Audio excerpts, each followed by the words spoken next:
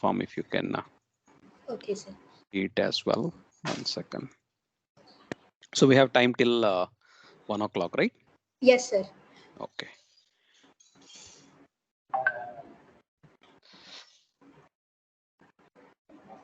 People can confirm if you can see my screen. Yes, sir. Screen is visible, sir. Great. Great.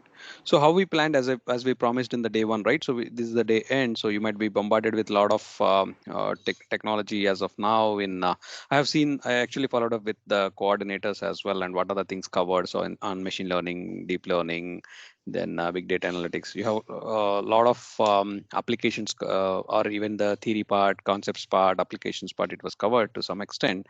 So it's the best way to wrap up this in a way with a more application orientation, because one thing what we are talking about right from the introduction till the conceptual point, yes, we learned a lot of these things. Now what we are trying to do in this session, we can make it interactive. So I already shared the deck to the coordinators. You should be able to get it. So main concentration what we can do is, at least I'll give you in between, I'll pause and even towards the end as well.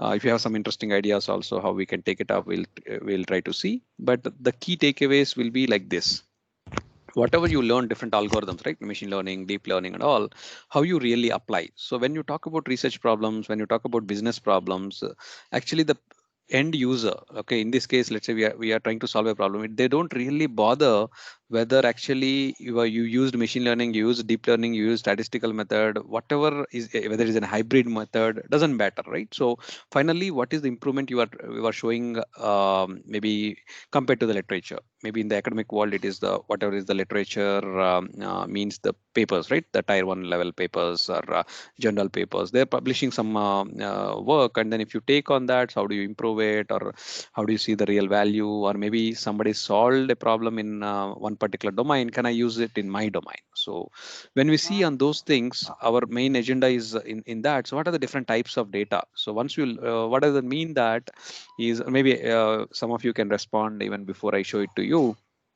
I will ask in between 1 2 questions as well, because we just want to understand how much is your acceptance of these terms, so that it will be easy for us once we are able to connect the dots. What are the high level applications? We may not be able to cover across the spectrum, because every industry has few many applications, but we'll be able to give you a glimpse, taking some domains like a healthcare or telecom, just to excite you. Or maybe if you are interested in specific domain, I'll flash some 20 25 domains, maybe 1 2 you can pick, and then I can answer that. Then specifically on the technology point, on the computer vision, NLP, what are the different applications? And then towards the end, maybe you can say, okay, I'm not very much connected to the domains what you are talking about, like healthcare or telecom, but irrespective of the domain, we want to give you at least some 20 30 project ideas. Even if each of you can connect to even one of them, right, that's good enough. So you have something to chew, and then try to apply and solve the real problems. That's why we planned this session. So in any other expectations from this being the last one, you can also chat and let me know. I can try to cover those as well. Any questions in the beginning? No questions, sir. Please continue, Okay. sir. Okay. Great. But in between, I will ask 1 2 point, then I'll expect some response from you. It may be right. Don't worry about which is right answer, wrong answer. There's nothing like right, wrong. So as long as we are trying to give your views, so I will try to add to that, right? So let me start with my two thoughts from my experience, maybe working in AI domain from past 10 years. What I have seen is there are two types of approaches. Just like I think last time I was talking about this, where there is a research or business problem, but not sure what data can help us. At the same time, some people may say, I have a lot of data, but what business problem to solve, I don't know. Okay, so like that, there are talking about. I am not talking about one method is superior to the other, but the key point there is both research problem and the relevant data is important. So you may start from either one first. That doesn't matter. Another thing is, there's a lot of instead of the product and services, where we talk about service means maybe TCS, Infosys, or HCL of the world, or product means Google, Facebook, and all. But both the sides, if you see, all of them are talking about platforms and solutions. right now. So instead of the products and services, what is the difference? Key difference: platform means is a loosely coupled component. That's where some of the frameworks what you see, TensorFlow, and then PyTorch, all these are the frameworks from Google and Facebook, and some of them they are using, some of them they outsourced as well, so that open source community will embrace and then try to maybe make more popular, and maybe people use it and solve real world problems. Okay, so I'm not going through this 40 business problems that we can see. If you have, I actually have a blog where we have some interesting, some 30-40 problems. Some of them we will cover here. But before going there, this is the question I thought of asking, but anyway I'm flashing here. So just before going into deep dive, so if someone asks us, you learned a lot of machine learning, deep learning techniques so far in the data science world. Okay, now in the real world, what kind of data we want to apply there? What are the different types of data? So what comes to your mind when someone, there is no standard definition. I am giving my view of what are the different data types, but you can give your own view. So what are the different types of data which you and me are going to play, whether it's in academic world or in the industry world, doesn't matter. What comes to your mind?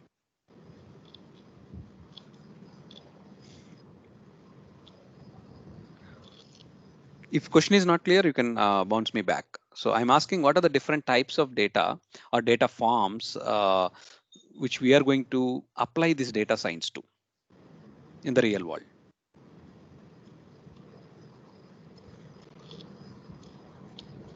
You can type or unmute and tell, whichever is convenient for you.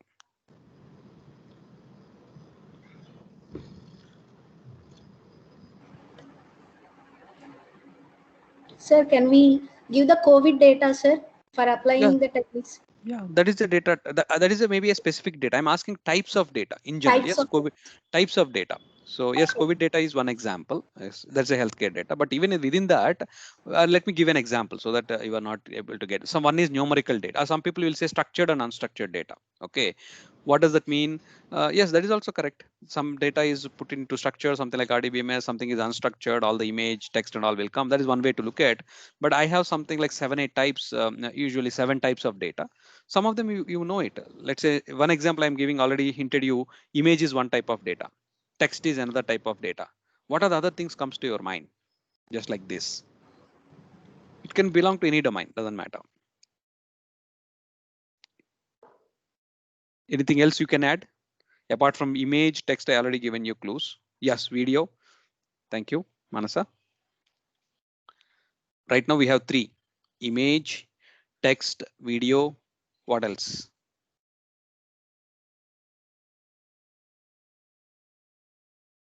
Speech, very good.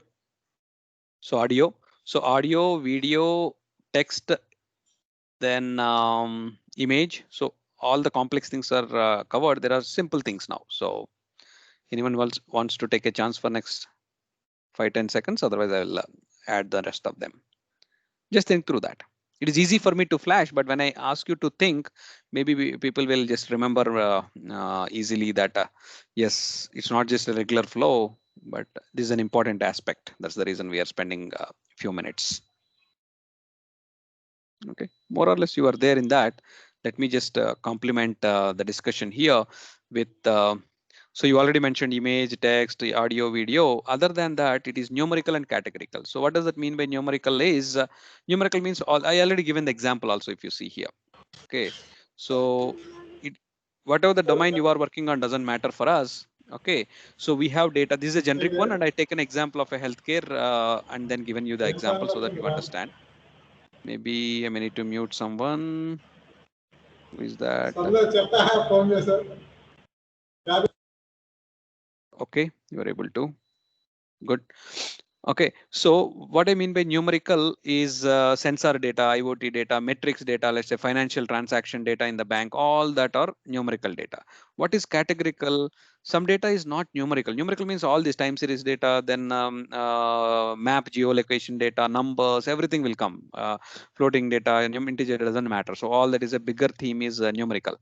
Categorical means something like let's say sex, male, female, or colors, red, green, blue, and all, or COVID-19 positive, negative. They are not really numbers. At the same time, we want to give, we can convert it into numerical or one hot encoding, but these are the things, not really the numbers 1, 2, 3, 4, but they are signifying some value, not really text as well. So like this, text means all these tickets, documents, manuals, alerts. If you take example of healthcare, that will be medical reports. Image, video, audio, and all is self-explanatory. Then signals means other than any of these, let's say ECG signal, EMG signals, voltage signals, and all that, right? That is the signals. So is it a standard bookish definition of data types? What you can question me. Then my answer will be, this is my style of talking on this. The reason also I'll tell you. Okay, some people will say everything is signal. Some department of maybe electrical guys may say, okay, everything is signal for them, whether it's a numerical category, doesn't matter. But from the application point of view, when we see, there is a purpose for me to divide like this. The reason is, my next question follows like this, where why somebody needs to bother about the data type. And to do that, I have sub questions. One question is, you already learned a lot of machine learning algorithms like a classification, clustering, and then in between also KNN, then neural networks and all that, right? Now, if I ask, can I apply any type of the data what we have, let's say these 7 types of data for, let's say, KNN, K nearest neighbors. I'm picking up a very basic classification algorithm. Can I apply that to any type of data, or can I apply to only specific types of data, that KNN? What will be your answer? Question is, to repeat, I picked up a simple classification algorithm. It can be any favorite your algorithm, but let's say simple KNN, K nearest neighbors classification algorithm. Can I apply to any type of data, or can I apply only to specific data types?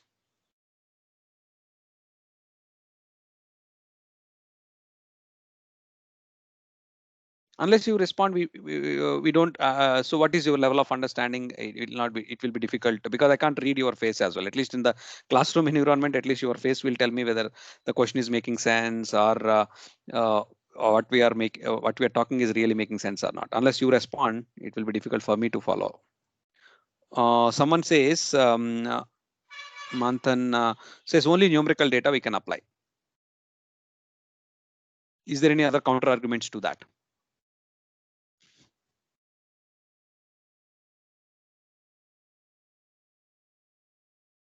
You can accept that, you can say that no, that may be wrong, you can apply to any data. It is your view, and even if it is wrong, don't worry.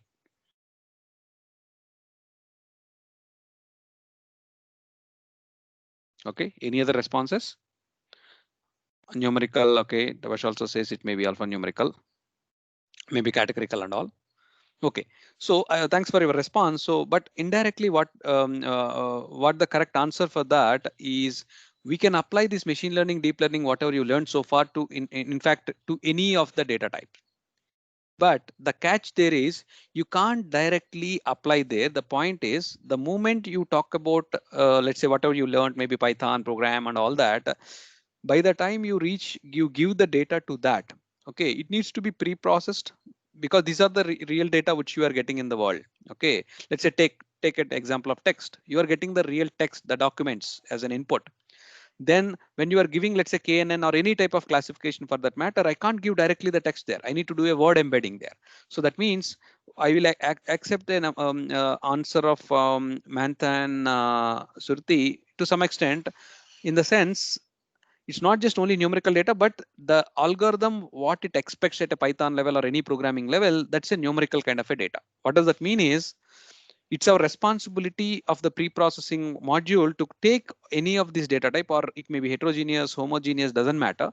Take the data, use the respective word embeddings, or maybe the converting it to numerical. Hello Yes. అదే మీకు Any question?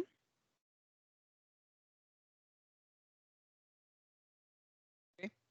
So it's the responsibility of the pre-processing module to convert it into the numerical. Also may not be the correct term. It needs to be converted to the vectors or matrices, because the numpy arrays or pandas, these are the things you are giving as an arrays or vectors or matrices to the algorithm.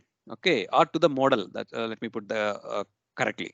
So in a nutshell, what we are talking is whatever the data we are talking in the real world, we can apply this. Maybe there are something like a this convolutional neural network, if at all you already learned those, right? So have you learned in the deep learning till the convolutional neural networks and the RNN recurrent networks?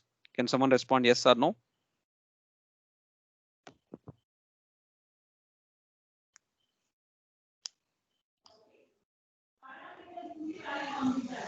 Yes, sir. You already gone through the till that point, right? So now I'm trying to connect the dots. What I mean by that is yes, when you learn something like a CNN, maybe for the images, instead of the regular deep learning or a regular machine learning, you can apply though. But maybe a special variety of a deep learning may be making more sense CNN. But doesn't mean that CNN is only for images.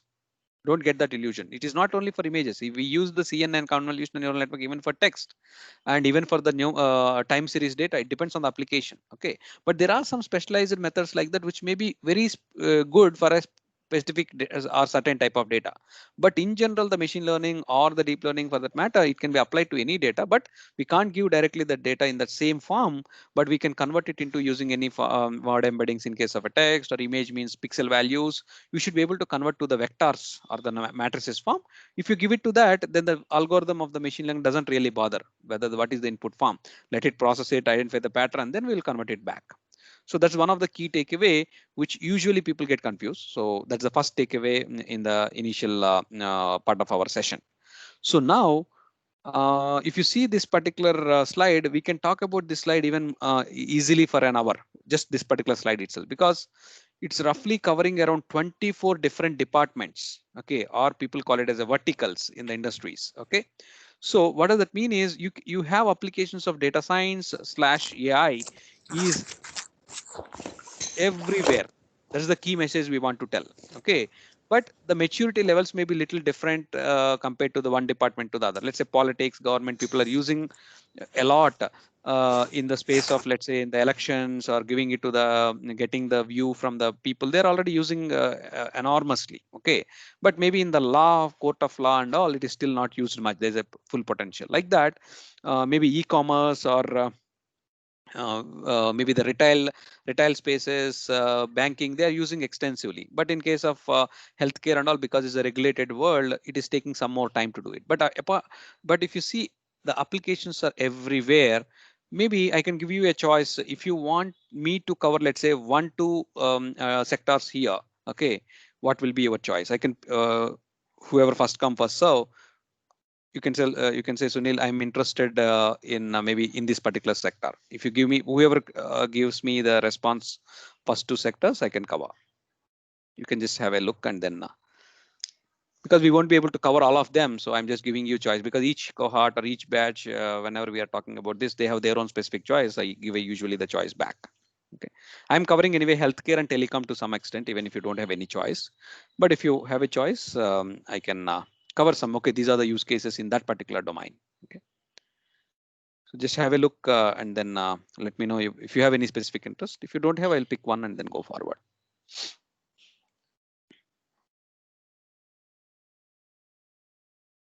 Yeah, Manasas is entertainment. Okay.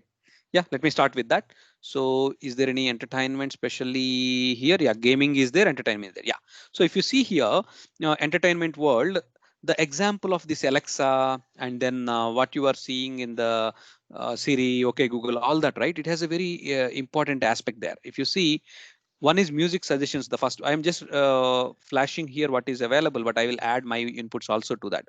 First one is music suggestions. So based on your mood of the day, then based on your playlist, whether it is a Google Play Music, Amazon Music, whoever you are subscribed to, doesn't matter, right? So they will understand the pattern. It's not like only okay, you watched or let's say you played last 10 music. They will take the time of the day, then based on okay how your other searches in the cookies are happening. So they try to understand your mood.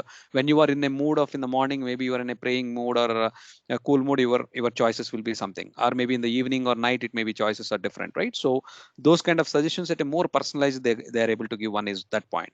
And automatic music creation. So now we are talking about the world, not just only music.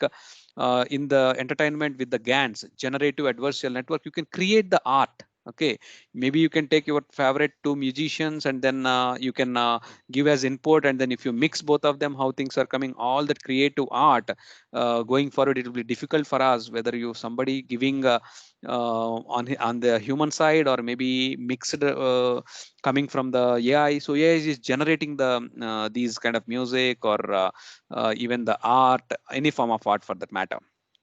Then film and TV sessions is very just like a recommendation, right? What music you want or what movie you want. That's a very simple application. People are taking it granted.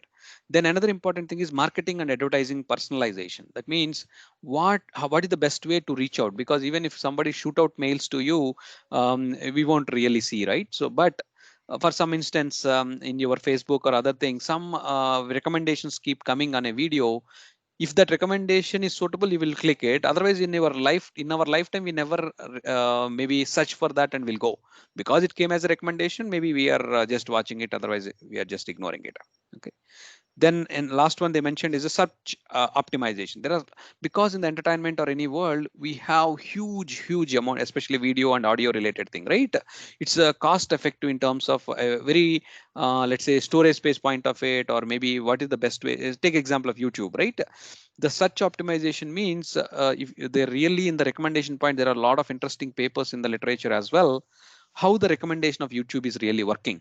Okay, you see top 10 recommendations kind of a thing, right? There are, so it's not just one simple machine learning or deep learning model, it's a complex hybrid methodology. They need to see what is going viral. For few days it will be viral, you should, maybe if it is relevant, you should be able to show. Or if you are really traveling and going to some other locations, maybe I need to show the ads relevant for that. Okay, so there are so many aspects which they take into consideration, so that they will optimize the search. At the same time, they want to maximize their revenue by giving the relevant ads. So these are the some of the applications we are talking in the entertainment using the data science. Any further questions, Mansa? Or maybe if no one picked up any department, so I can go forward. Okay, but if you're interested in any of them, so I already the deck is available with you. It's not proprietary thing, it's open source available. So it's interesting way to see. All of us may not work in all the departments, right? Just pick it up from whatever is our interest and then proceed. Okay. Yeah, as there are no further questions, I want to deep dive into little more. Okay, now we flashed out. I will come back to some of these different verticals going forward. I don't want to leave you at that level only. But before going to the vertical and all that, let's talk about common terminology and then what you have already learned, some of the machine learning, deep learning. What are the real applications of it? Let's say NLP, natural language processing. To work with the text, we require some NLP. And nowadays, you are talking about the chatbots, right? So the chatbots are everywhere. These examples are not the latest one, greatest one. Okay, take any example of, okay, SBI, IRCTC, any of your common apps or maybe the websites, you do have a chatbot, right? So do you, if I ask you a simple question, is there a person as we speak in 2021 when we are chatting, is that a real person who is responding to us, at least in the initial conversations? You can say simple yes, no. If you're really expecting a person only there is no robot or maybe a software system, you can say no, or you can say yes.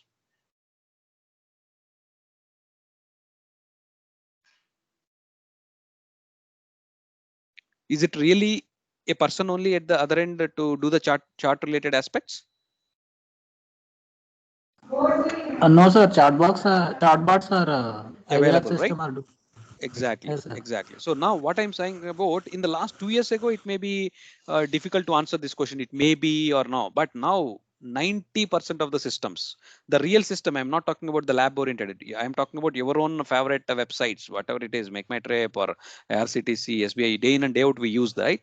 The chatbots, what you see in the corner, usually they are supported by a robot at the beginning, at least. If the questions are very straightforward, they are able to answer, just like you are talking about IVRS thing. So, but I want to present to you, yes, you may say that, yes, Sunil, chatbots are already available. Then what are the things you are talking about? As we speak now, the chatbots, what we are available in the real world is just mostly retrieval based kind of a system, little bit of generative or AI based system. There are a lot of things which we can do in the real world. What does that mean is the present chatbot system, and that too with the advent of lot of frameworks, it's just a within a day you can create a chatbot, if you believe me or not. There are some frameworks, something like, I will type it here, Rasa.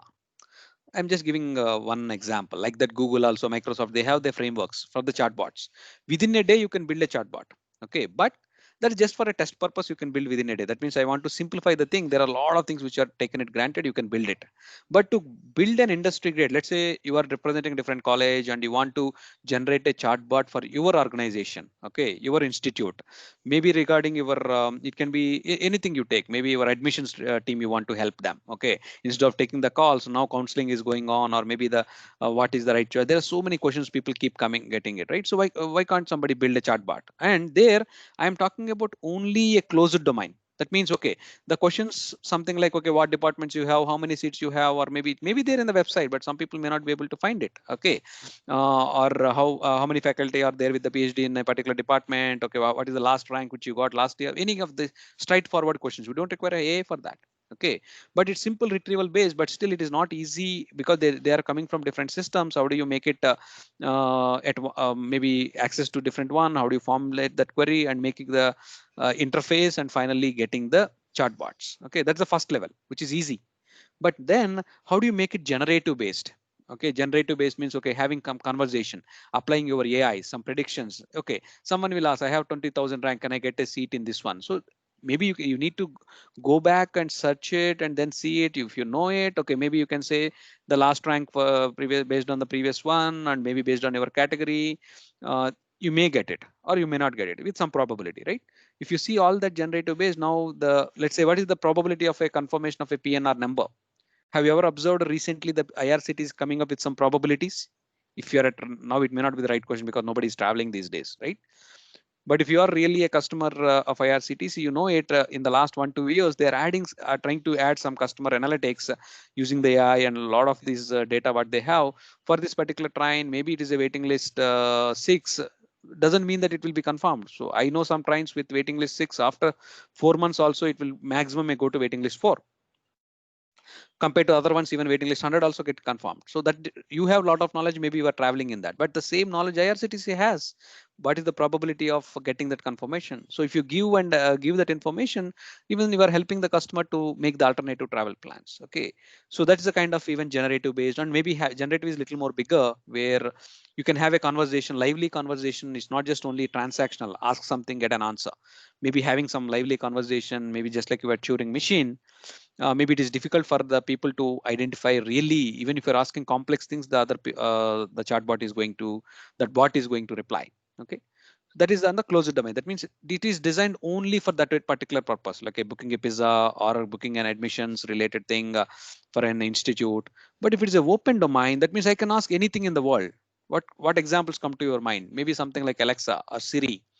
Okay, Google, you can ask anything there, right? Maybe in a chatbot doesn't mean that it needs to be in a conversational based. Okay, that's what I'm talking here, multimodal chatbots. You can have an interface of a speech, you can have a reply also in a speech, or you can have a reply in a image or a video. What does that mean? Let's say if someone is asking, maybe some customer care you are calling, then what you are asking there is literally, let's say you want to take example of, you are not able to connect to internet. There may be explanation which you can give. Okay, have you connected to that or not connected to that? Take the left, let's say the bottom right, there are some icons. Instead of explaining all that in a steps, why can't you show a video? And that too maybe from 5th minute to 6th minute, which is solving really the issue, right? So all should be just like human. The chatbots are equipped enough with the multimodal chatbots as well. Okay, and that's where you can say open domain is little hard. The reason even the rule based is also hard because it has, you need to ask any, you can ask anything in the world, which is not easy to reply, right? But slowly people are going the general common questions kind of a thing, you should be able to. But the hardest part is having a generative based and still keeping it open domain. So as of now, it is still, because it's the hardest, maybe you can concentrate on something on build the basic system first. Even for the closed domain, if you solve, that's very good. Then you can have a lot of interesting research activities and building a sophisticated system for the generative based. That's the state of the art now. If I shift gears, I'll give some more examples of the text towards the end. then autonomous driving example, right? So that is one of the sophisticated example using a lot of data science, AI, IoT, all those aspects. But mainly it has a lot of these 360-degree cameras, CNN, and then a lot of sensor related or radar related data to make a decision every fraction of a second. It is taking a decision to do the autonomous driving. It's a wonderful example. Okay, so if you see here, even if I say share my personal experience, when I maybe been to Google Office maybe 8-9 years ago, there is a track just like what you are seeing here, right? So there is a track for the research, and then that time it looking like a still as a science fiction. Yes, it is going to be good in the lab environment. Yes, in the track, whatever they have, it is going to work. But when we have our own doubts how far it will come real in the real life. As we speak in this decade, I'm sure some of the, now it is in a stage, technically we are matured. Now we are talking about only just getting that approvals, law, whom to blame if there is a mistake, all those things are going on. Maybe very soon in a couple of countries, you will get that autonomous driving. Will it happen really in India? May not be in the cities, but even here also, maybe we do have very decent highways. Even within that, it may be really possible. Okay, but it may take definitely time for us to get the complete autonomous. But okay, that's the story from the autonomous cars. But what is in for us as a data science point of view? See how much of data it is generating. The cameras, what you see, the 360-degree cameras there, it is generating 40s of MBs per second. And now how many cars, how many vehicles, and how much of terabytes and petabytes of data it can generate, right? Similarly, radar, sonar, GPS is, and that too, when you get all of this data, there is a single intelligent system, a piece which needs to take a decision. If it is a conflicting kind of a thing, someone says, okay, you speed up, someone says it is a slow down, then again, it needs to be make a decision in the interest of safety and all the things. That's why even during the testing, there are accidents, 1-2 accidents happens, and then now that gives a lot of debate whom to blame and how to make it more secure and all that. Okay, I'm not going into too much into that privacy or how do you make it in the law related aspect, that is separate one, but especially from the technology aspect and the application one, whatever you see in the autonomous driving, they are very good applications of CNN. I hope you understand by this time what CNN, right? Convolutional neural networks, and then there also you can use it for classification, segmentation, detection. Okay, so the examples what I'm talking here is not just only a simple classification, means cat versus dog. That is already, that will not be helpful here. Here, from the lens of a autonomous car camera here, it will look like this. What does that mean is there are different classes, but at the same time, I want to see what is the purview or path for this particular vehicle to go. Only this color, whatever, I may not be very good in color, naming the color, maybe magenta kind of a color, because it cannot touch anything on the pink, cannot touch anything on the yellow or this black or even the blue, because these are all different objects, right? So at a pixel level, pixel by pixel level, it needs to identify so that it can only have the right path within that class. Rest of them it should not touch. Correct.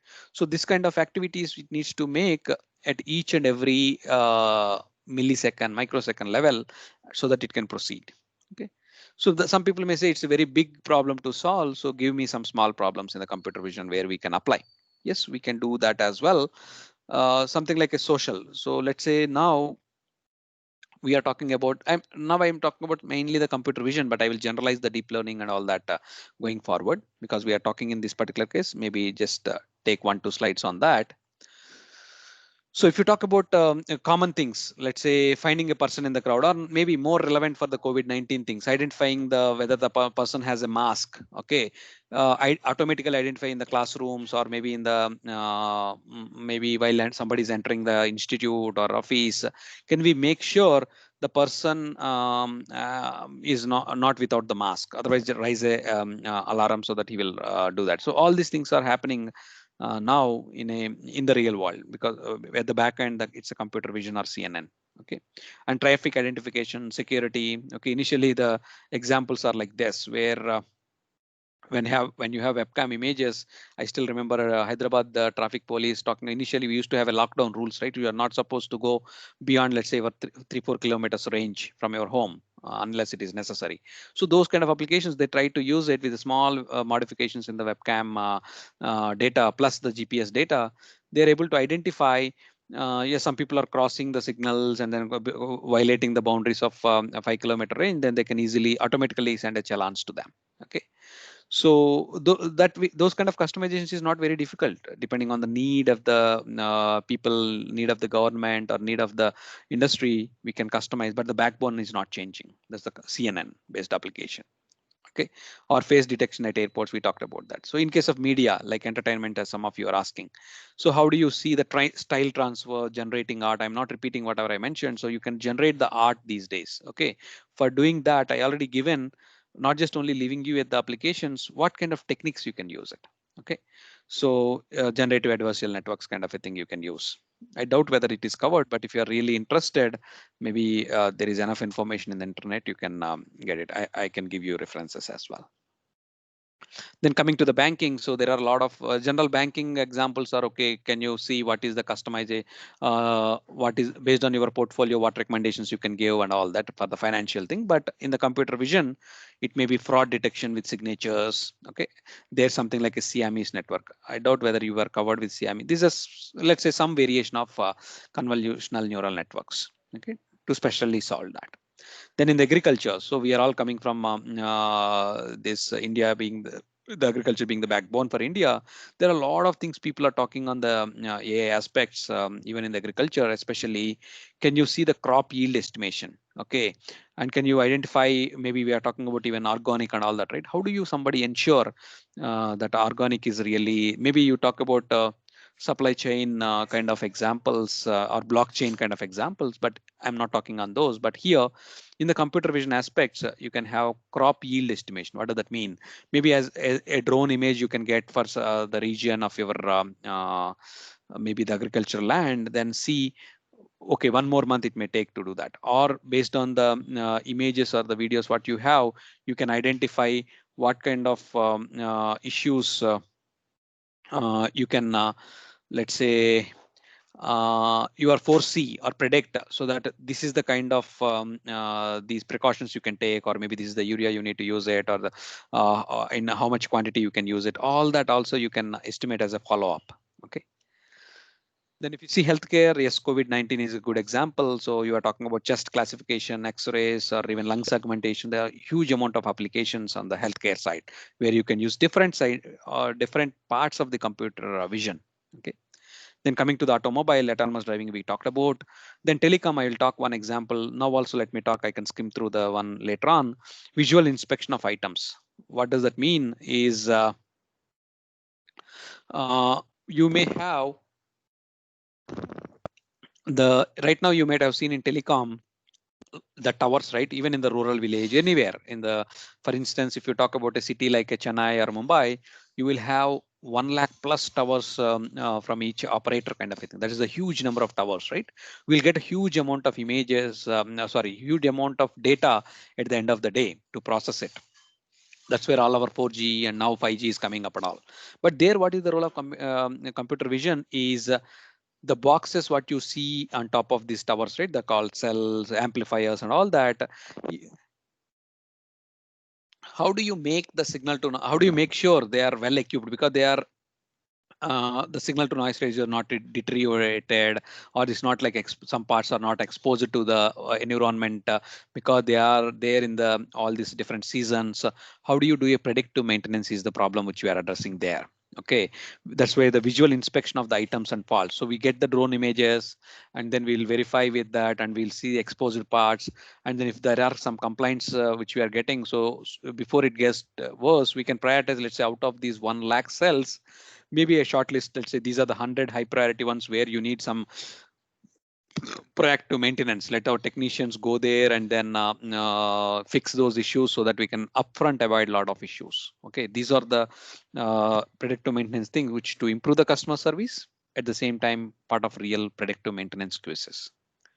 Then retail, maybe with the example of or with the advent of COVID, we want to minimize the impact of these our interaction with the human or customer care, right? So automatic checkout, it's not new, it was there, Amazon Go and all, just everything is automatic without any human intervention, right from payment, picking up the item. If you go to the store, no one is there in a manual intervention with you. So you just go pick up and then pay automatically and come out of the store. Okay. So there also you have a lot of these IoT sensors, images, videos are playing the role to make it really happen. Then retail, human pose estimation generation. So there also you use a lot of these instance segmentation. What does that mean is, take example of retail 360. You want to see how a new a particular let's say cloth will look on you. Okay, so how can you, if you have your own camera, then you select one particular maybe online shopping kind of a thing, it will try to render as if it how it will look like if you really wear it, right? That kind of experience. Okay, and estimation of that. So there are interesting applications like that using the computer vision. Okay, then I'm shifting the gears a little bit. Okay, why I'm talking about only NLP and computer vision? Let me talk general deep learning, and then take an example of a one domain and empower you with what are the different types of deep learning you can apply across them. Okay, using CNN we talked about that. I don't require to repeat, but the other ones. Okay.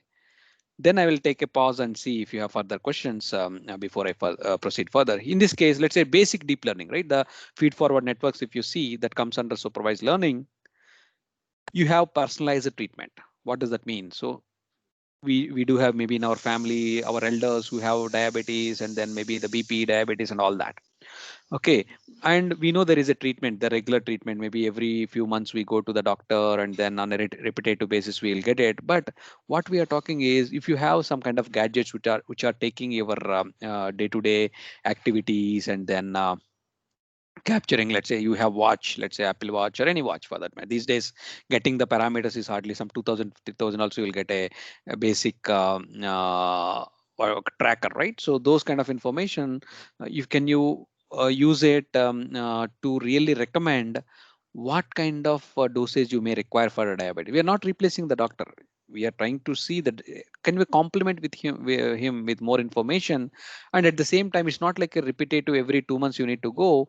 If everything is normal, maybe you can visit after 4 months. Or if you see some kind of maybe your patterns changed, maybe weather changed, or maybe your eating habits changed, suddenly you may require within a month or within 20 days to visit a doctor whether the dose is enough or not. So this kind of personalized thing we are talking about, where the role of AI, or in general the data science, can play the role. That is one extreme on personalized treatment, which is unique for each individual. Whereas the other extreme, let's say this COVID brokerage, or maybe the outbreak, or maybe the malaria outbreak, or what is the other ones, dengue outbreak. So we will see how so if you see the really the government side of it, they will say if some customers are coming especially to these dengue and all, they will see where the people are located. So that means they will identify, okay, this may be the more prone areas. Let's take predictive actions, precautionary actions, so that the spread can be stopped, right? So that also you have a lot of information which this deep learning can help you out in the population health. CNN, I give an example, I don't want to repeat. Then RNN, recurrent networks. So if someone, just to test your understanding, right? So maybe because you already undergone what is deep learning, machine learning, CNN, then recurrent networks and all. If I just ask you, when you really need a recurrent network, maybe a one line or one word answer also good enough.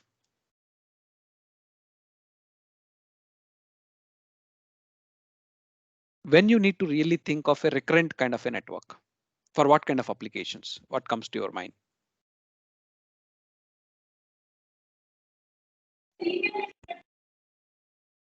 When we Anybody? want to give Yeah. when we want to give the input back to the network, oh sorry, output to the network again back, then in that case we need a recurrent. Very good.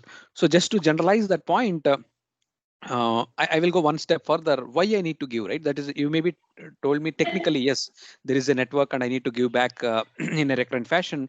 But to make it more generalized, whenever there is a time series kind of an information, right? If you see the CNN or the feed forward network so far, the order doesn't matter, right?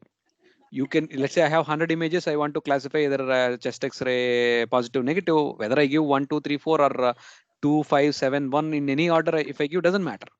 But there are some scenarios where if I want to, let's say, predict the stock market value, or here in this case, early warning, let's say early warning for, let's say, diabetic, or maybe early warning for a BP, or early warning for a heart related issue.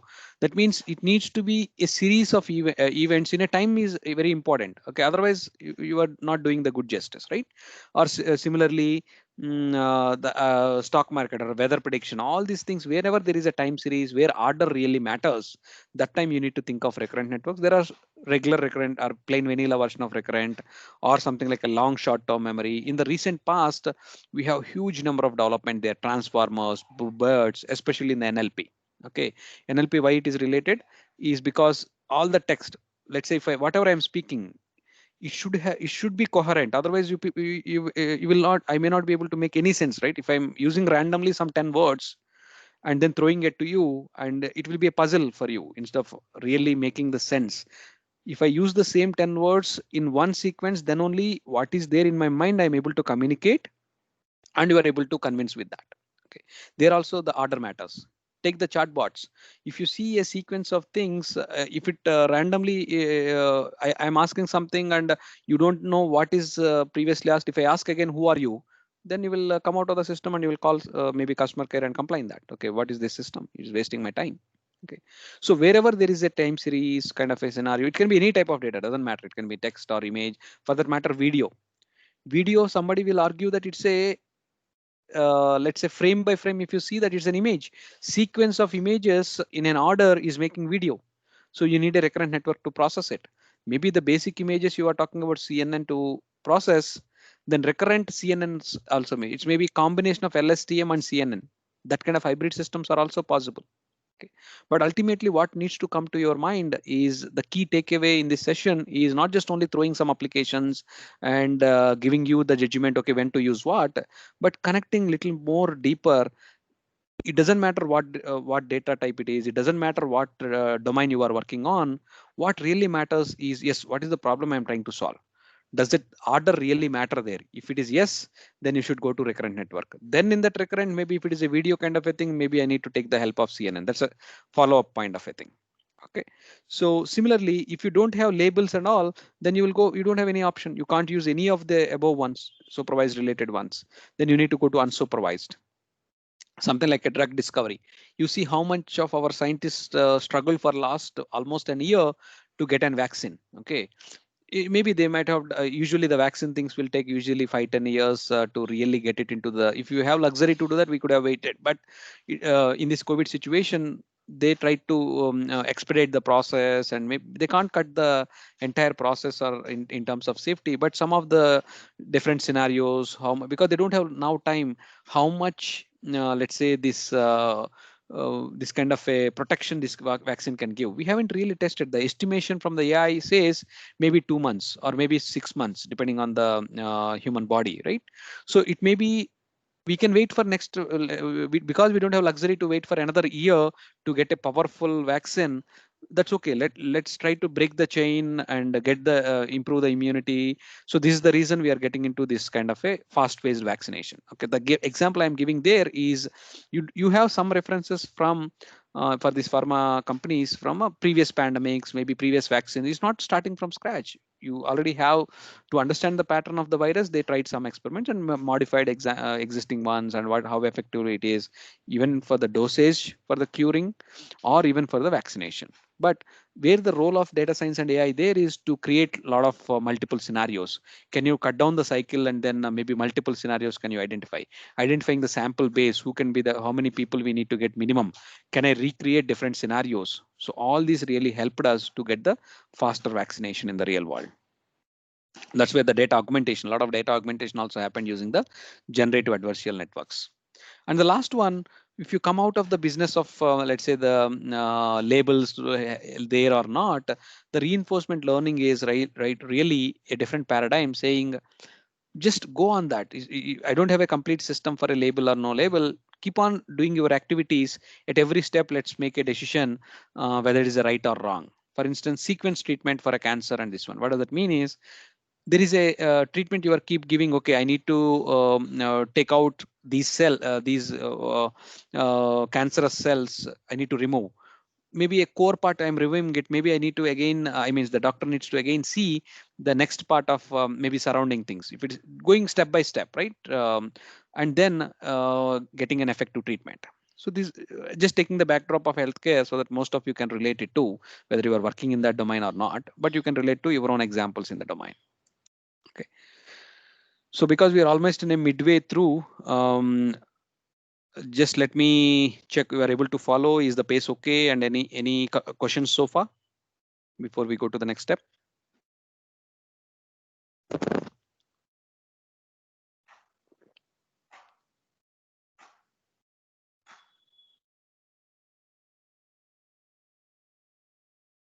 Any questions so far?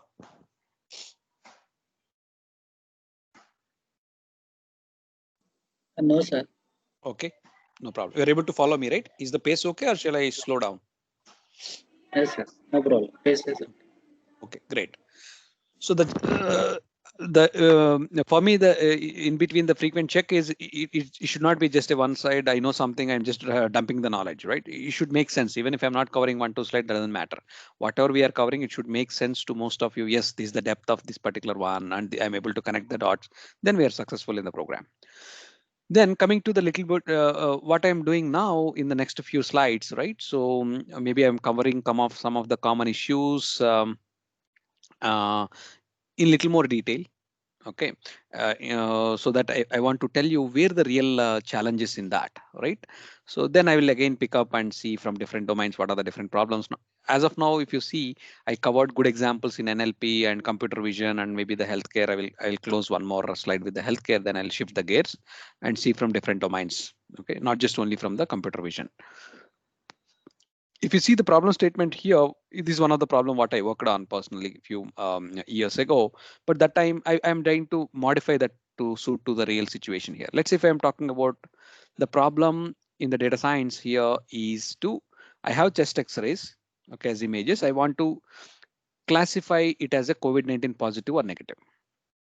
You know, most of you, there are different tests to do with the COVID-19. The one example I'm talking is a chest X-ray related. There are some open source data as well on that.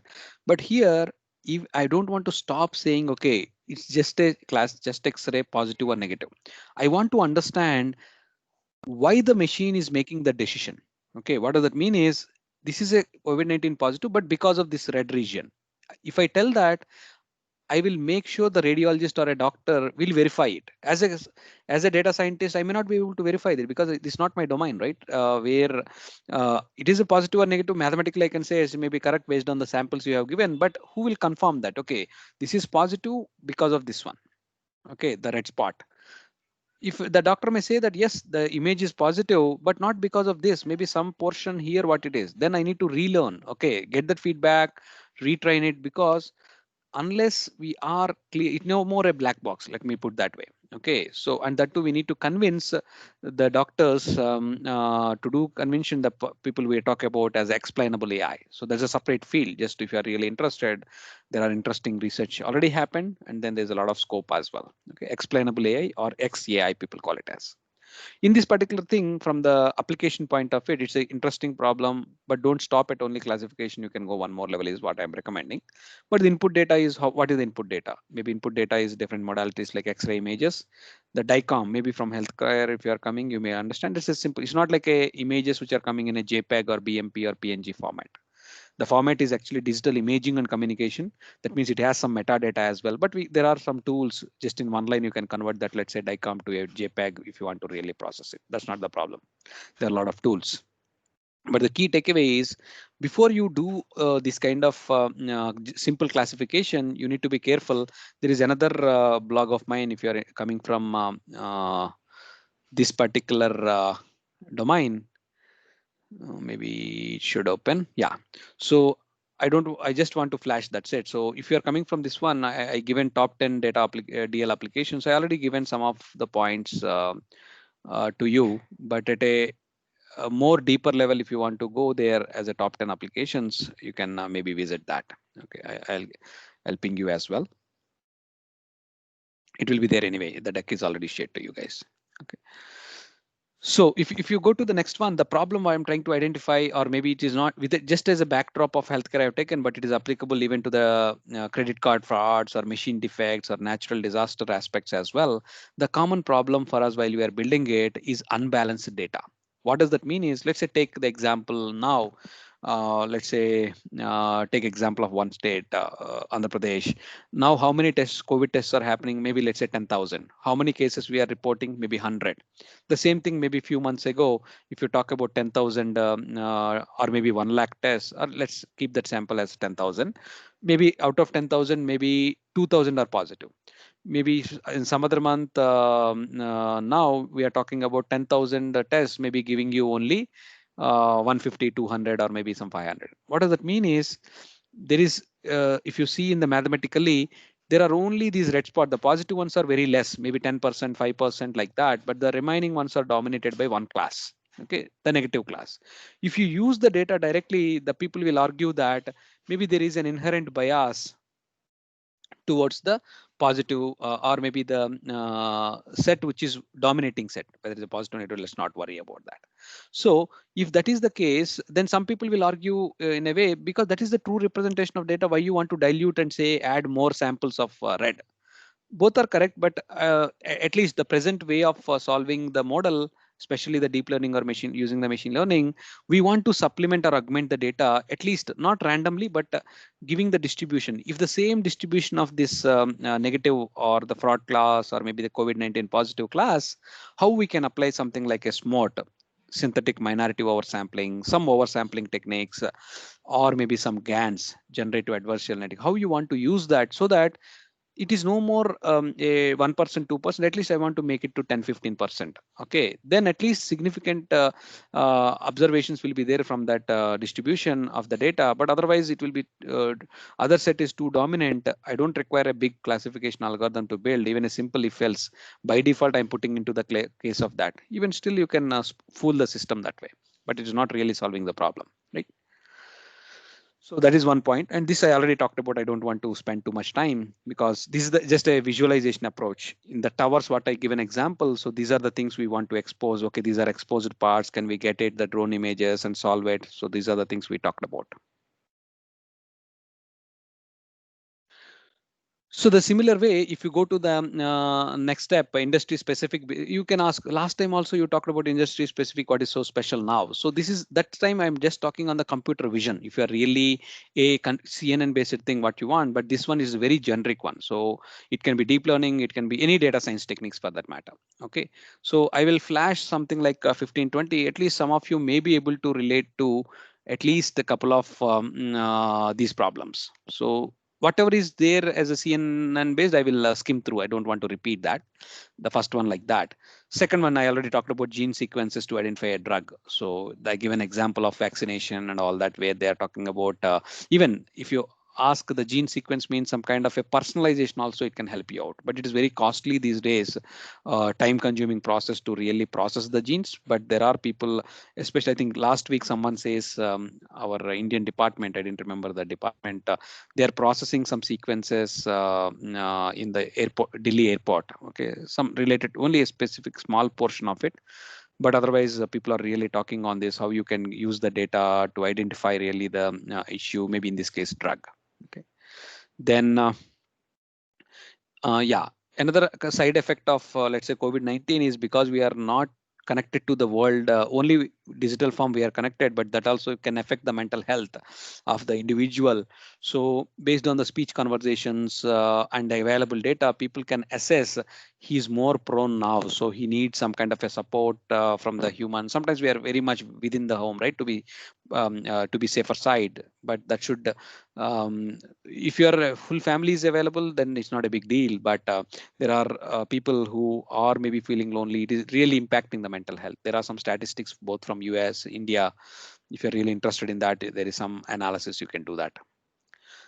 I talked about drug discovery, vaccine, chatbots. Okay, process COVID-19 health claim. Okay, if you take the example of insurance now, we all agree now, let's say 10% of the premium increased in easily in the healthcare. There is a lot of spending happening in the last few months, especially in the insurance healthcare related one. Okay, so when it comes to that, there are so many claims people put, right? Can the insurance use this data science techniques to identify that claim data is related to COVID-19? Let's say there is a death. Is it because of a natural thing, or maybe COVID thing? Some people can, how the people use the insurance thing? They may claim, okay, the COVID-19 is a, what do you say, natural calamity kind of a thing. It came outbursted. We can't pay you that. They have always some escape to identify, right? But I'm not talking on that front. But it's good for us to identify whether it is a really a genuine claim, or if the symptoms what they are mentioned in the by the doctor, is it coinciding with the general things. They can easily identify some of those from the insurance aspect. So even in the insurance, there are applications beyond this COVID-19. It need not be only health insurance, right? It can be general insurance. It can be any insurance. Also, people are using that. Then automobile vehicle tracking to keep within permissible boundary. I already talked about this example of Hyderabad police. Okay. Then telecom. Use the mobile signals to track the patients and surrounding. You might have seen the, can you think of some Arogya Setu and all these kind of applications? Based on the signals, they are tracking and trying to identify and give us warning.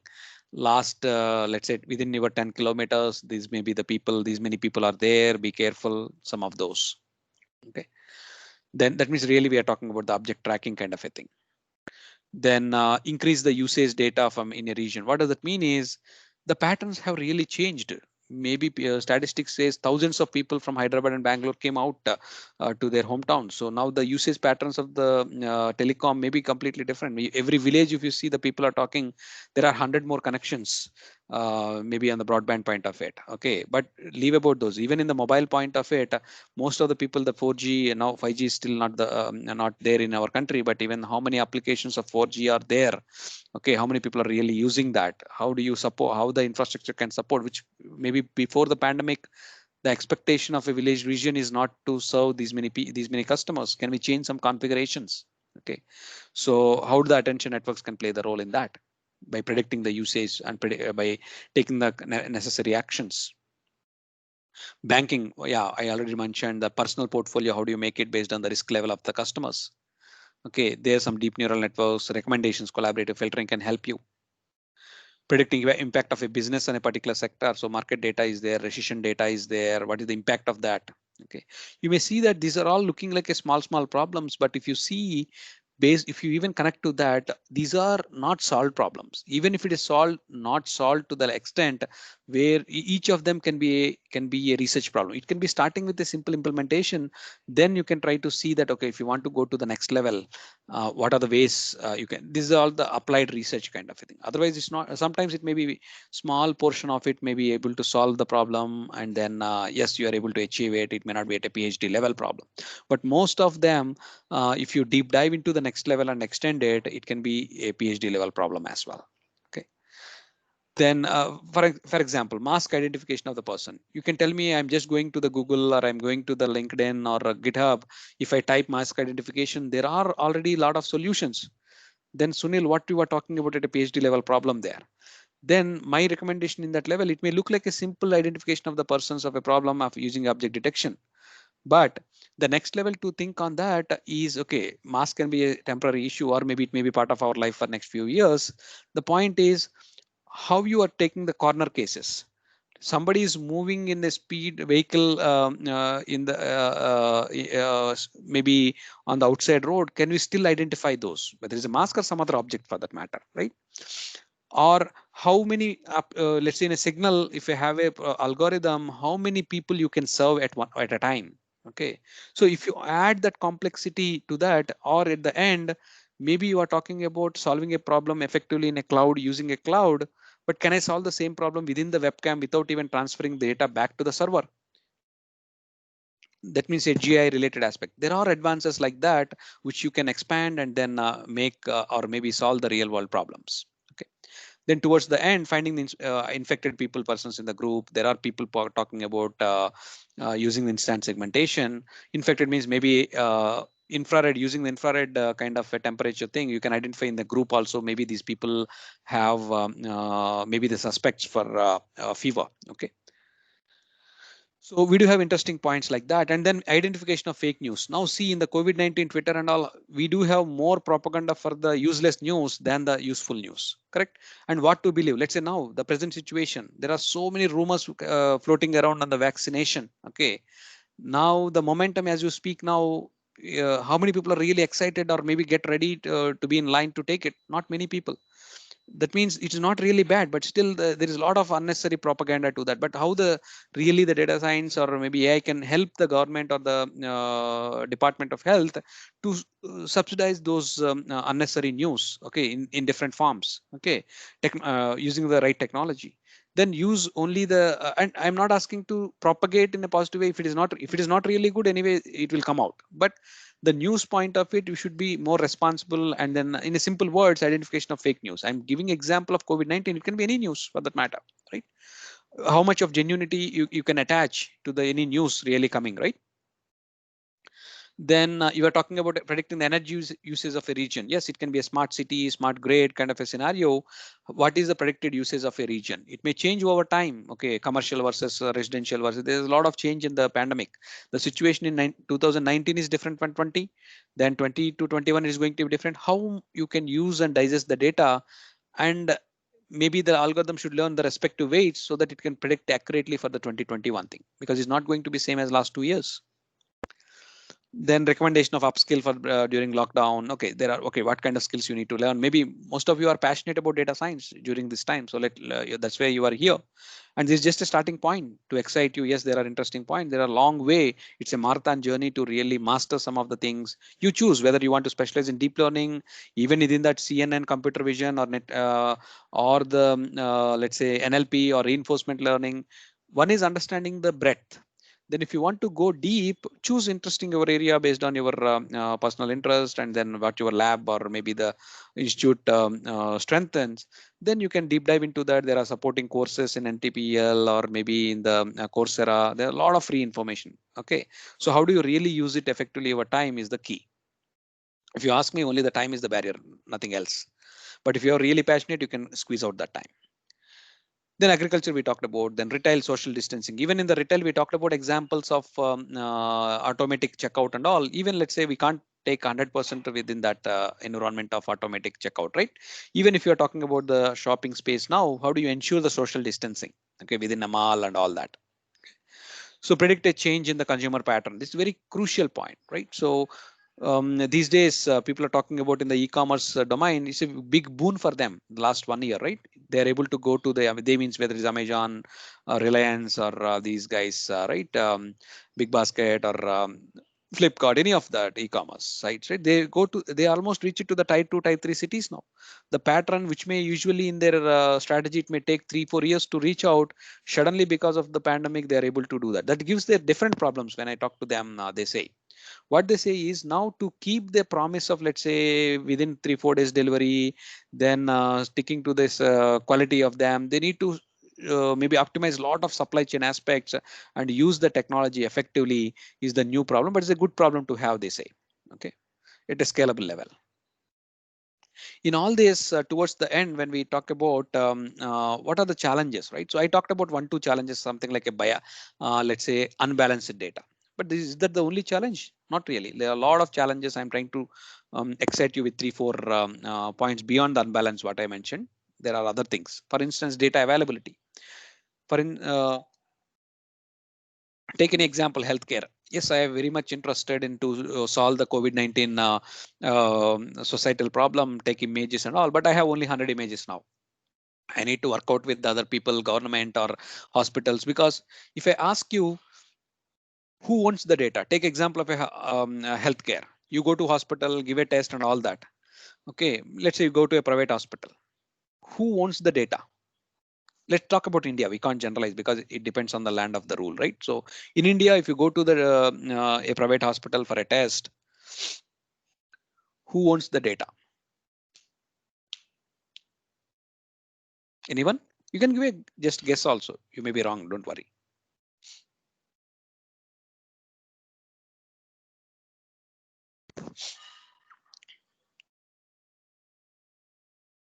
Are you with me? Am I audible? Sir, you are audible, sir. Yes, sir, you are audible. Yeah, it's a so such then such a simple question. I'm asking you who owns the data? Only two, three answers. Government organization as well as that hospital can hold the data. That is a common assumption, but surprisingly, we as the customer or a patient who is entering, we own the data, even in India. But only thing is, usually in the big hospitals or any of them, we are giving them permission to use, keeping the privacy of us. That means they can't say that, like, let's say maybe Mahesh responded, or let's say Mahesh went for a test, or maybe Sunil went for a test. They can't reveal in any public forum. They need, it's their responsibility to preserve the privacy of the customer. Okay, but they can take the example of, okay, he's 40 years, male from this region, and this is the chest x-ray kind of a thing, or maybe some other parameters, right? We are giving the consent to them for the further research. Okay, that's why, otherwise if no one gives the data, then where we can build the data, right? Or build the models on the data. Okay, the most of the cases, and that too, if you see in India, we do have PDPB. What does that mean? Personal data privacy bill, which is already getting passed. Okay, and even in the European region, general data protection rule. All these things, who owns the data, if at all, if you want to really analyze the data, what kind of personal information, PHI, personal health information in a healthcare or even in the general setting, needs to be anonymized. Okay, and how do you make it explainable and transparent? Okay, explainability I already talked about in the, again, same example of healthcare. It's no more a black box. Okay, you need to peel out and say that, okay, to the customer or to the user, let's say in case of healthcare, maybe doctors, okay, they should build the system, maybe the confidence in the system, then only they can really use. Then how do you make the scalable of the solution? Just like I mentioned in a previous example, mask example, just building a mask identification is very, very easy. It's a toy problem, maybe people can develop within a day, but making it scalable, really working in the real environment, a lot of parameters you need to take care. Edge level development is one such scenario I talked about. Then model maintenance, it's easy to build now nowadays, and we speak in 2021, maybe you are coming little new to the system, that's okay, maybe another few months it may take for you to get comfortable in this and solve it. But as we speak in 2021, basic AI or data science is taken it granted in the industry, okay, or in the world, okay, academic world as well. But that solving problem with a one model, will it, okay, I built a model, can it solve for every problem in next few months? Even we doubt whether tomorrow, if some pattern changes, whether it can work or not. Okay, so that's why the model maintenance is very important. Whether it is one-off case, okay, take the last 20 years is one type of patterns, and last year is one type of pattern for any industry. Okay, we can't take it as a completely outliner, because some of the things are completely getting changed because of the pandemic situation. So we need to give a respective weightage for that, and model should be intelligent enough to guess what will be 2021, what will be 2022, like that, right? So you need to continuously maintain and retrain that. And in all the cases, the security is very important, because it has the data without security. Okay, how much of information is privacy thing we talked till now. But security means, how do you make our model secure? I built a model and it is giving you the chest X-ray, positive, negative. But if you remember on a maybe what do you say, lighter note, the simple example I used to give is, if you know the Robo movie, right, this Rajnikant's movie, it used to be red chip and green chip. Maybe he has positive intention to have a chip or green chip inserted into the gentleman to, or maybe the robot, to do the positive things. Maybe the negative side in the community, maybe the villain in our movie case, able to replace it with the red. Now whom to blame now? Okay, maybe whose responsibility to keep it secure is a different thing, but if some wrongdoing is doing, the creator will get the blame, right? So unless he prove in the law of code that somebody tampered it. So there are so many things where the security is going to the play a major role, because we are trying to take the help of AI or a data science at large for the decision making. So unless it is secure, somebody tampered it, we are in their hands, so they can play with us. Keeping all that, the last 2 points, maybe how much time I have. Yeah, I'll give few minutes back to you. Last 2 points, I won't repeat in this, but when we are given it as a repository, you already have a lot of project ideas now. That project ideas can be a small project ideas for a BTech master's level, or some of them you can extend it further till the research level as well. For instance, beyond the regular, let's say, image classification, segmentation and all, some new applications, if you think of some image captioning, if I give an image, how do you create the captioning thing? So you can use the recurrent even CNN based, because not just only identifying image the keywords, but you need to give a beautiful caption there, creative caption. Okay, something like emojis. Now we are using in WhatsApp. Now see how much of you can understand the reality if you are following the news. The Signal versus WhatsApp privacy. Simple privacy is going to make or break for a company. See here also it is saying privacy policy. Mostly we will ignore those, but it may be a boost for some other company like Signal, okay, because they are talking about some privacy related information in WhatsApp. Anyway, they postpone now, but it may look simple for us, but there are a lot of, it may impact the maybe our day-to-day usage as well. Why I'm bringing that point is to make sure to talk on emojis. Okay, emojis means what we are using most of the things. Okay, some people will give a maybe large statements in WhatsApp. The reply can be a simple emoji to share your excitement or maybe your reply. How do you extract the sentiment out of that? Just like image sentiment or text sentiment. Similarly, the text and speech both can go hand in hand.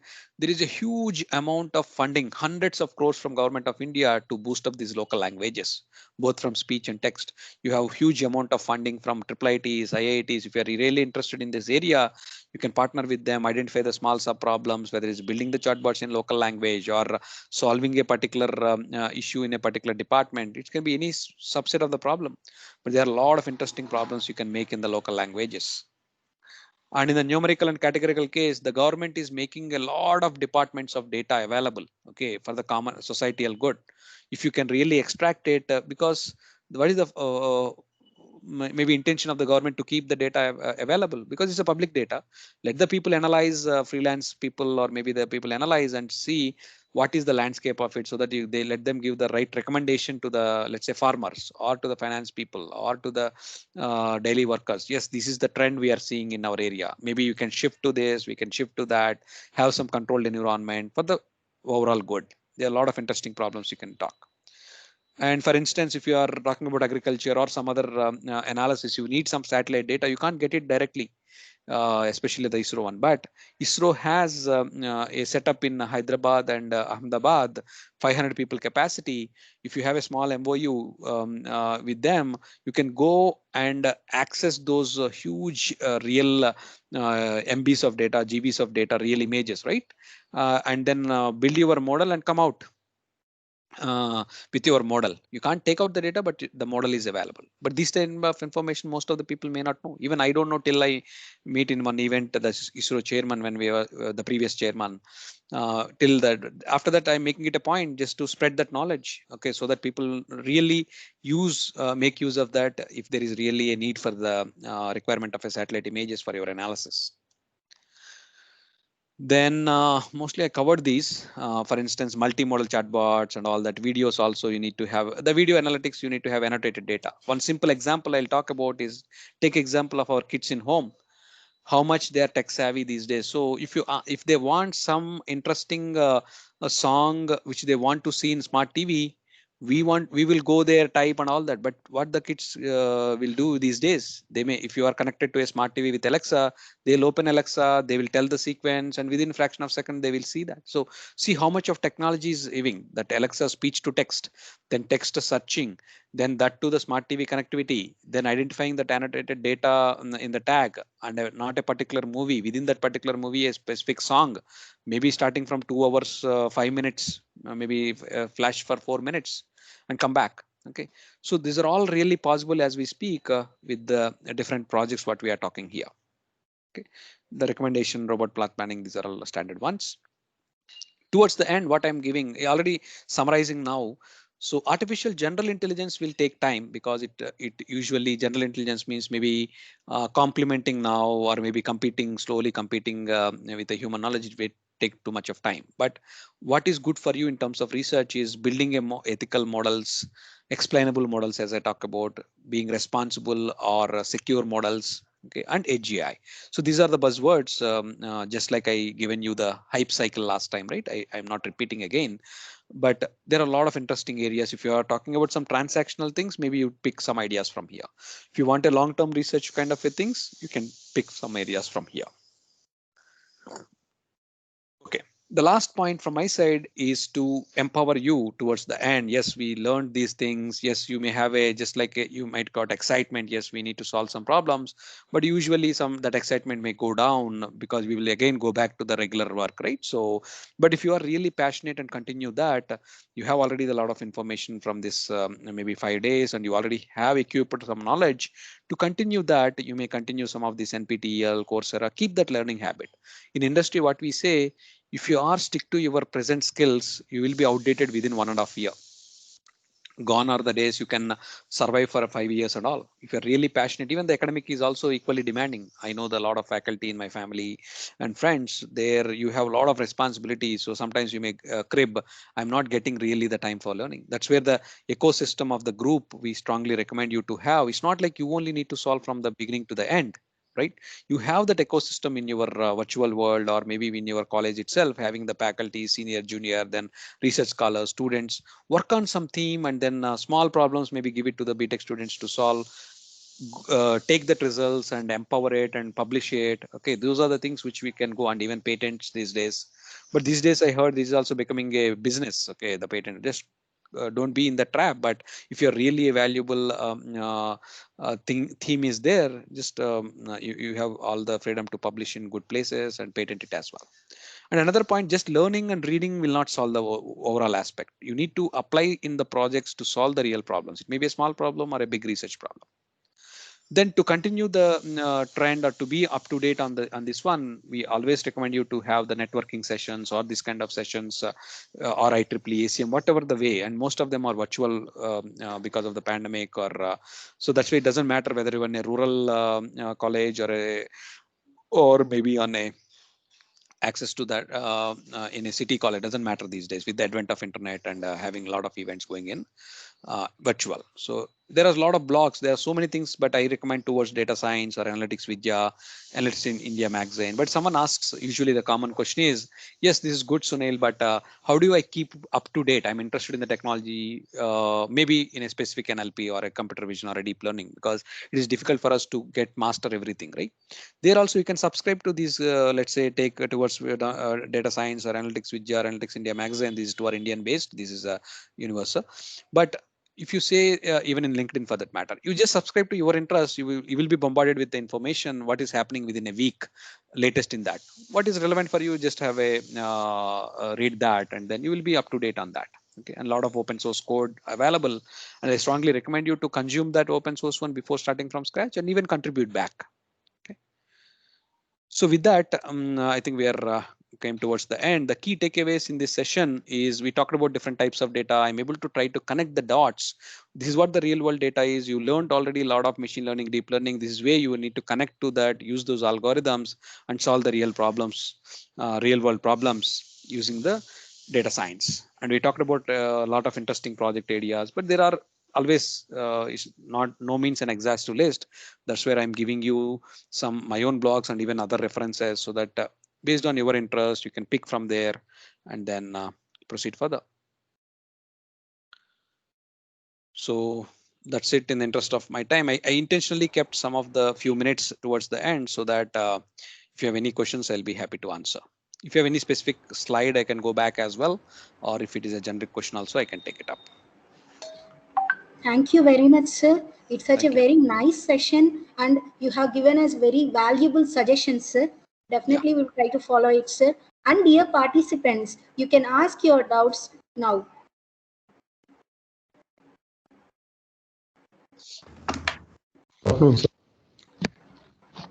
Yes, please. My simple question is, do we have any repository that have techniques and their results and along with their data? Because when I try to design my own algorithm or something like that, I am in need of comparing my results with their own, with the existing techniques. So do we have any repository for the data which we are given real-time data with the existing techniques?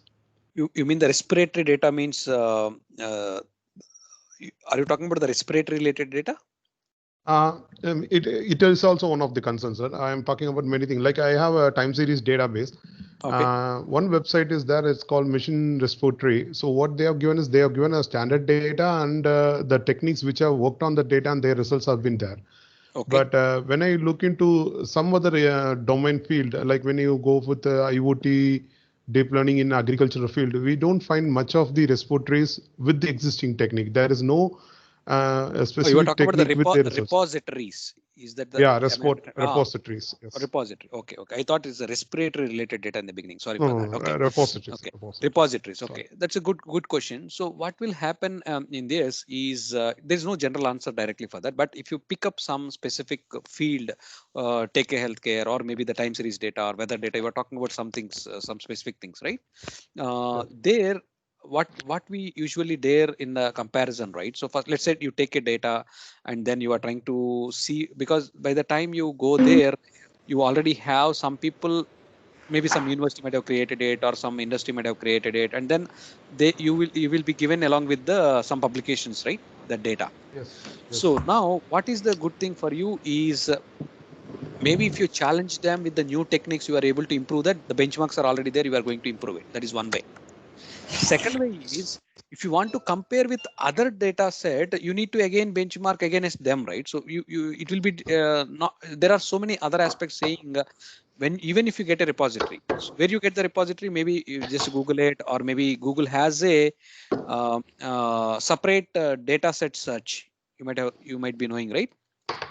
In the Yeah, Google we there is a have separate for data EM set square search. and all, we have separate data sets and all we have. Exactly, exactly. And another thing is papers. I'm just typing while I'm speaking. Paperswithcode.com. Okay, and GitHub is another resource.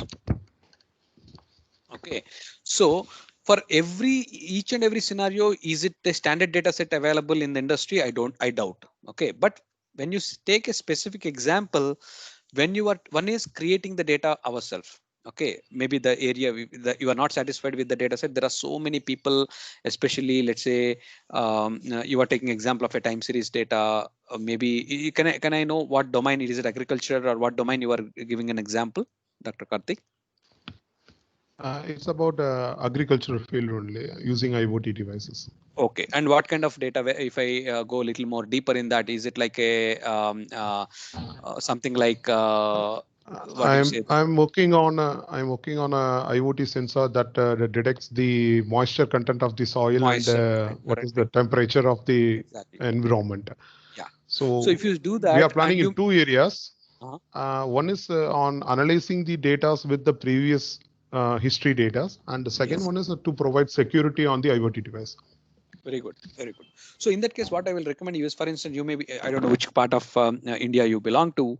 So there may be some data sets in different parts. For instance, I know some people even almost 10 years ago in IASC, people are talking about these kind of examples. Okay, definitely they will have Yes. some data sets where one reference is that. Second reference is, even if you have some standard data sets from somewhere in the world, you can't really compare your results, right? So what will be helpful is, if there is somewhere in the world where the people are talking about it and benchmark it with their data, you can draw an analogy and see based on your collective data, maybe the distribution of this data, or maybe let's say they collected 1 year data, you have similarly 1 year data, or they have these kind of techniques and you are using this kind of techniques. Some kind of a comparative study is okay. And second thing is, if you are applying your own techniques on that data, how it is performing, so that it's a kind of a verification technique, right? One is you Yeah. have collected your data and you are analyzing it, but to give the confidence to the people similar to that domain, it may be from a different place, maybe from IISc, maybe from IITs, or maybe from somewhere other university, take that example and take it as a verification thing. Exactly the same thing we have done, even to do in our case some kind of explainability thing in the healthcare world. I don't have a repository in the industry, in the healthcare, where I can compare it. So what I have done is, we have built it and we verified with our doctors that okay, it is doing good. But to give a boost up to, there's a recent paper, I can give you the link here, where what I'm talking there is, we will verify with the, not even from the same domain, it is from a different domain, but it's a standard paper to maybe Okay. compare dogs and cats. You may ask, that is had nothing to do with the healthcare, but to make sure and give the confidence for us, the system what I built is really working. So you can choose from different when you have a standard repository, you search for that. You use against Okay. and benchmark. If not, take the other relevant data as well, which is standard, and then compare it. That's also good. Okay, sir. Thank you. Okay. Thank you. Yeah. Thank Any other you. questions? So I'm clear from my end. Great. Thank you. Any other questions? Explain number.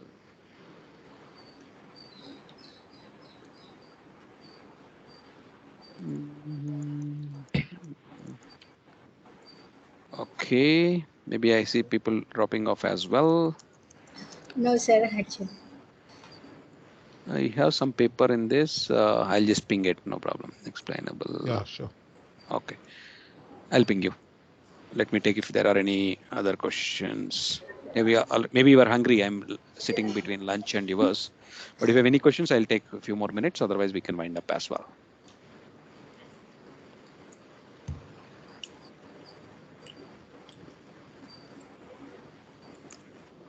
Dear participants, you can ask sir. If you are having any doubts, you can ask sir.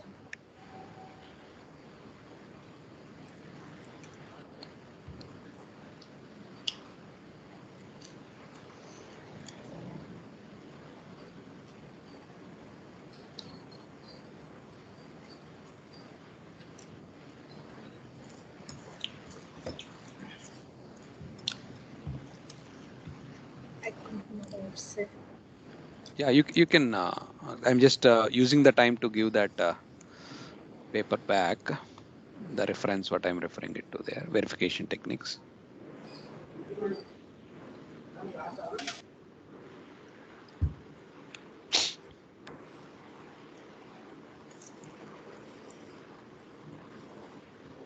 It is still not indexed, is it? Or yeah, this is the one I was referring it to. So I'm just flashing the link here. You can just, what kind of techniques we followed, you will be able to, it can be a reference, may not be directly from your domain. Okay, sir. Thank Yeah. you. It's in the conference computer.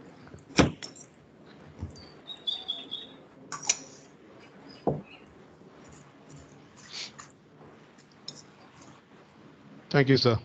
Take a you. note of it. Thank Great. Great.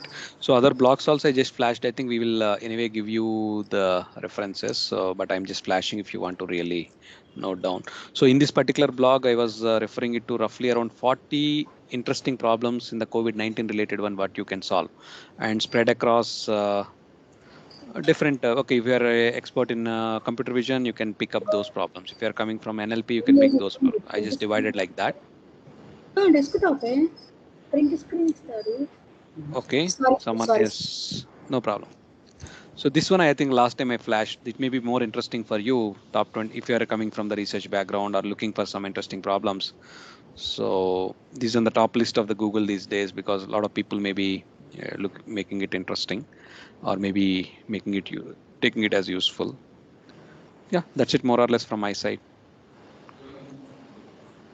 This is an interesting field to be in. So I encourage all of you. There's a lot of information which I'm giving you is only from my domain or maybe where I try to simplify the things and giving it to you. But there are if you see other references, you have so many things from Stanford or MIT or maybe there's different universities and then Google, Facebook. So we are trying to learn everything. Yeah. So that's it from my side. I would not waste too much of your time.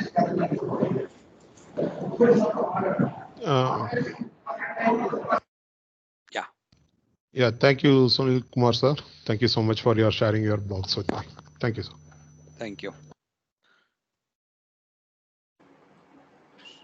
Okay. So back to the organizers.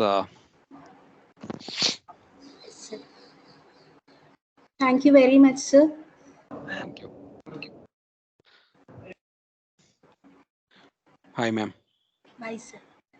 And dear participants, thank you very much. And you and everyone, please please wait. We will have a group photo, and I'm inviting every other participant to the validatory function, which will be starting by 2 p.m. Okay. Yes. I request every participant to uh, to on their cameras so that we will have our group photo. I request all the participants to on their cameras. We used to have photo like this. Yes. There are different teams. All of them may not be coming now. So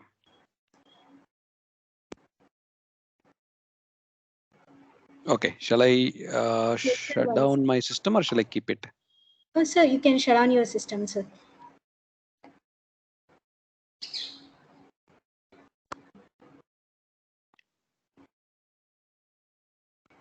I request all the participants to on their cameras.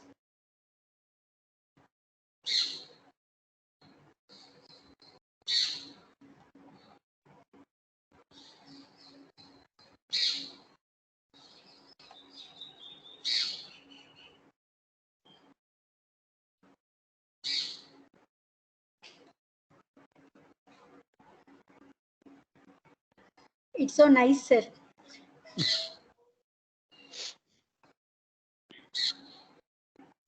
Sir, can you stop the screen share, sir? Yeah. Thank you, sir.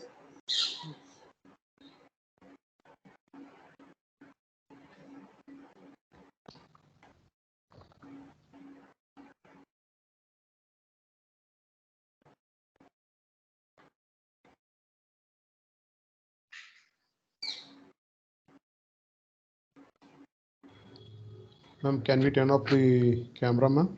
Or Yes, shall sir. we wait for? Please turn on your cameras, sir. Thank you, sir.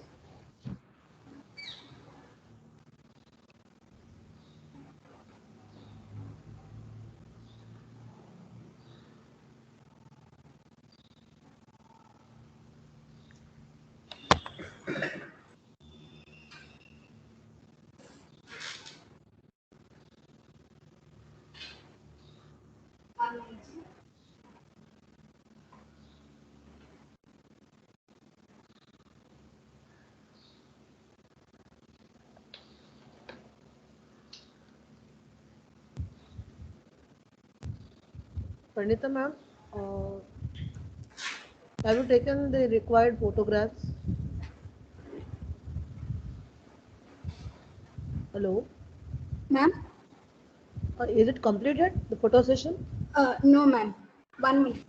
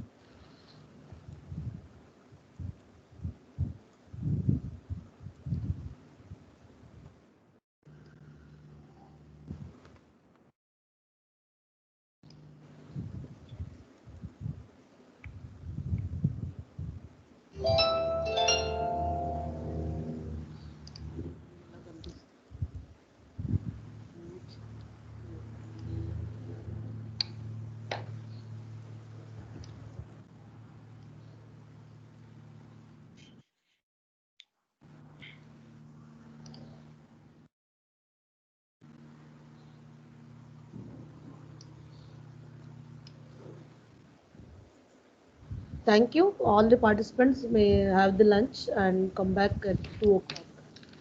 Thank you, Sunil Garu. Thank you. Thank you. Thank you, ma'am.